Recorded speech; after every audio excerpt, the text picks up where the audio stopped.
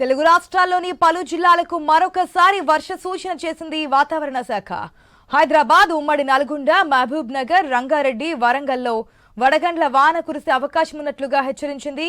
నిన్న గంట పాటు కురిసిన భారీ వర్షం హైదరాబాద్ను వణికించింది. కుండపోత వానతో జనజీవనం అస్తవ్యస్తంగా మారింది. హైదరాబాద్లో నిన్న కురిసినటువంటి వర్షం మనం చూసాం. అప్పటికే వాతావరణ శాఖ అలర్ట్ జారీ చేసింది. చెప్పిన సమయానికి గంట పాటు ఈదురుగాలతో కూడినటువంటి భారీ వర్షం మనం చూస్తున్నాం. మరి ఇంకో 2 రోజుల పాటు కూడా ఇదే విధమైన వాతావరణం ఉంటుందంటూ కూడా ఐఎండీ చెప్తుంది. కాబట్టి అప్డేట్స్ తెలుసుకుందాం మా ప్రతినిధి లహరి ద్వారా. Good morning Lahari. నిన్న ఉన్నట్టుండి సాయంత్రం సమయంలో ఒక్కసారిగా వాతావరణం చేంజ్ అయింది. వర్షానికి ధాటికి ఎక్కడికక్కడ మనకి హైదరాబాద్లో ట్రాఫిక్ నిలిచిపోయింది. చిన్నపాటి చెరువులను తలపించాయి గంటపాటి వర్షం ధాటికే. మరి ఈ రోజు రేపు వర్షం ఎట్లా ఉండబోతోంది, వర్షపాతానికి సంబంధించిన డీటెయిల్స్ ఏంటి, ఏ ప్రాంతాలకు ఎక్కువ ఎఫెక్ట్ ఉండే ఛాన్సెస్ ఉన్నాయి?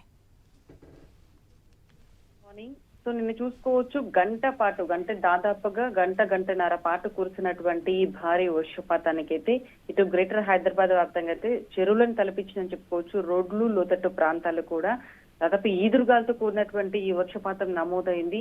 నిన్న చాలా వరకు కూడా ఈదురుగాలు ఎక్కువగా ఉండటం వల్ల 60కి పైగానే ఇట్లు చెట్లు కూడా నేల కొరిగినటువంటి సిచ్యువేషన్. వెంటనే రాత్రి ఎక్కడైతే చెట్లు నేల కొరిగాయో అక్కడ డిఆర్ఎఫ్ బృందాలు కూడా అలర్ట్ అవ్వడం, అక్కడ మొత్తం కూడా చెట్లను కూడా తీసివేయడం జరిగింది. అక్కడ కూలిన చెట్లను కూడా సిబ్బంది మొత్తం కూడా తీసివేసి ఎవరికి కూడా ఎలాంటి ఆటంకం జరగకుండా ప్రధాన మార్గాల్లో కూడా ఇటు ట్రాఫిక్ కూడా అంతరాయం కలగకుండా చర్యలు కూడా తీసుకోవడం జరిగింది.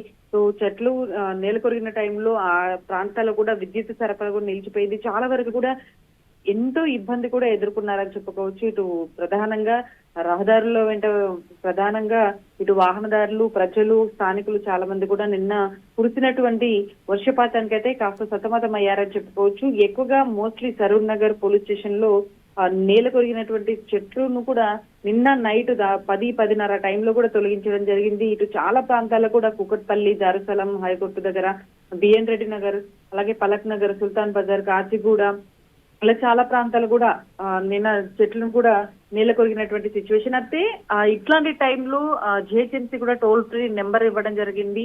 చాలా వరకు కూడా 70% వరకు కూడా ఫిర్యాదులు కూడా రావడం జరిగింది నిన్న.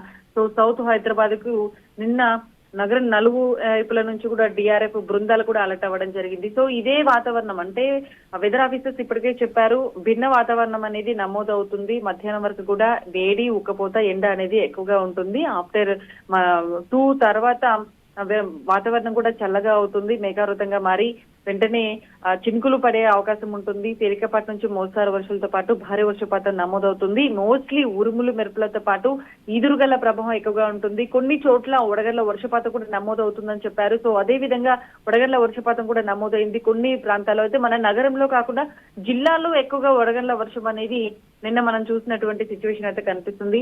సో ఇదే వాతావరణం కంటిన్యూస్ గా మరో 2 రోజుల పాటు కూడా ఉంటుంది. ఈ 2 రోజుల పాటు కూడా ప్రజలు చాలా జాగ్రత్తగా ఉండాలి. మోస్ట్లీ ఈవినింగ్ టైంలో ఆఫీసులకి నుంచి ఇంటికి వచ్చే వాళ్ళు, ఏదైనా ఇతర పనుల మీద బయటకు వచ్చే వాళ్ళు ఇంటికి వెళ్ళేటప్పుడు చాలా జాగ్రత్తగా వ్యవహరించాలని కూడా ఇప్పటికే అధికారులు కూడా చెప్పినటువంటి సిచ్యువేషన్ కనిపించింది.